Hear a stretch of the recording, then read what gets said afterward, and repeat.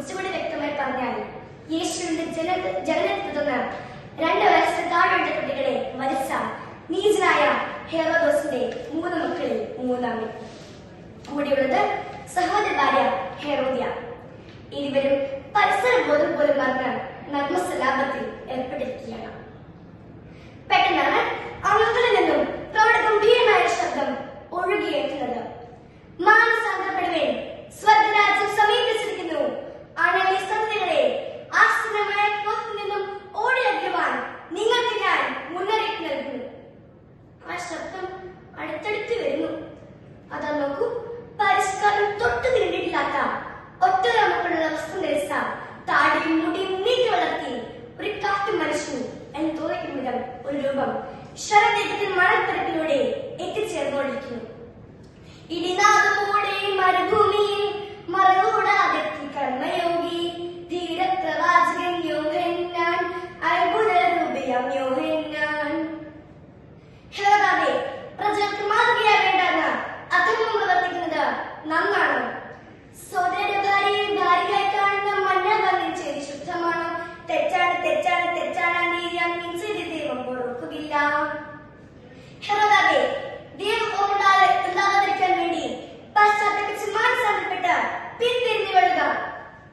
ചാട്ടിൽ പോലെയുള്ള സ്ഥാപകീയമായ വാക്കുകൾ ഹെറോദാവിനെ അസ്വസ്ഥനാക്കി. ഭയം കൊണ്ടോ അപമാനം ഭാരം കൊണ്ടോ എന്തെന്നറിയില്ല, ശരീരമാകെ വിളറി വെളുത്തു, മുഖം ചുവന്നു തൊടുത്തു.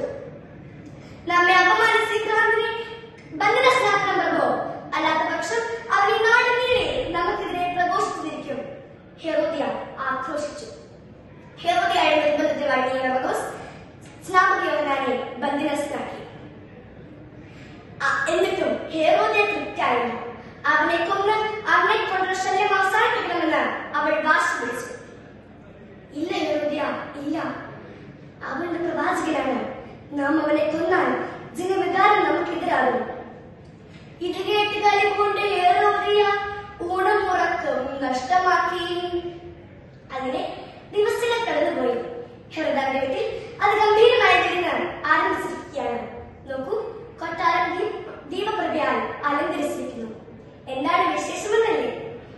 ജന്മദിനത്തിൽ മംഗളന് ഹെറോദാവിനെ നേരിടുവാൻ എല്ലാരും മോദമോടെ ഒന്നായി വന്നിടുന്നു. രാജാക്കന്മാർ, പ്രഭുക്കന്മാർ, ദേശാധിപന്മാർ, സഹസ്രാധിപന്മാർ എന്നുവേണ്ട രാജ്യത്തിനകത്തും പുറത്തു നിന്നുള്ള നിരവധി ആളുകൾ എത്തിച്ചേർന്നുകൊണ്ടിരിക്കുന്നു. അതിഗംഭീരമായ വിരുന്ന് ആരംഭിച്ചു കഴിഞ്ഞിരിക്കുന്നു. വിരുന്നിനെ വെല്ലുന്ന രീതിയിലുള്ള അതിമനോഹരമായ നൃത്തം, ചടുലമായ ചുവടുകൾ വെക്കുന്നത് ഹെറോദ്യയുടെ സലോമി. മുഴുവൻ കാണുകൾക്കും മനസ്സിനും കണ്ണിനും കുളിർമ നൽകുന്ന രീതിയിൽ അവൾ മനോഹരമായ നൃത്തം അവതരിപ്പിച്ചു. നൃത്തലഹരിയും വീഞ്ഞലഹരിയും രാജാവിനെ ഒന്നുപോലെ ബാധിച്ചു. കുമാരി, നിന്റെ കലാവൈഭവം അവർണ്ണനീയം. നീ നമ്മുടെ രാജ്യത്തിന്റെ അഭിമാനമാണ്. ഇന്ന് നീ എന്തിനു ചോദിച്ചാലും നാം നിനക്ക് സാധിച്ചു. പറയൂ, നിനക്ക് എന്താണ് വേണ്ടത്? എനിക്ക് ഞാൻ അമ്മയോട് ചോദിച്ചിട്ട് വരാം. നിമിഷാർത്ഥങ്ങളിൽ സലോമി ഹെറോദ്യയുടെ ഉപദേശമായിരുന്നു. തിരികെ വന്ന സലോമിയോട് ഹെറോദോസ് വീണ്ടും ചോദിച്ചു, പറയൂ, നിനക്ക് എന്താണ് വേണ്ടത്? സ്വർണ്ണാഭരണങ്ങൾ, പട്ടുവസ്ത്രങ്ങൾ, അതോ ഈ രാജ്യത്തിന്റെ പകുതി തന്നെയോ? എന്ത് വേണമെങ്കിലും ചോദിച്ചുകൊള്ളൂ, നാം നിനക്ക് സാധിച്ചു തരും.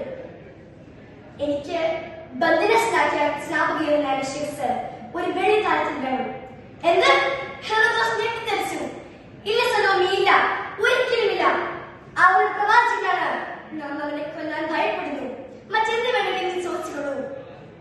അതെങ്ങനെയാണ് ശരിയാവുക പ്രഭു? അന്ന് തന്നെയല്ലേ പറഞ്ഞേ എന്ത് വേണമെങ്കിലും ചോദിച്ചുകൊള്ളാൻ? വാക്ക് പാലിക്കുക മഹാരാജൻ. സലോമിയുടെ വാക്കുകൾ ഹെറോദാവിനെ വിഷമമാക്കി. തന്റെ മുൻപിരിക്കുന്ന സദസ്യർ താൻ ചെയ്ത ശബ്ദം പിന്നെ ഒട്ടും താമസിച്ചില്ല. ആരെവിടെ? ബന്ധനസ്ഥനാക്കിയ സ്നാപകയോഹന്നാന്റെ ശിരസ് ഒരു വെള്ളിക്കാലത്ത് കൊണ്ടുവരൂ. വെട്ടിമുറിച്ചതാ സ്നാപക ശിരസുടൽ, വേദനയാൽ പിടയുന്നു തിരുവുടൽ. ചുടുചോര ചിന്തുമാ ശിരസ്സൊരു താളത്തിൽ രാജകുമാരിക്ക് കൈമാറി. ഗലീല കടല തിരുമാലകൾ ആർത്തിരണ്ടി. കണ്ണൂർ സദസ്യർ ഒന്നടങ്കം പേടിച്ചോടി.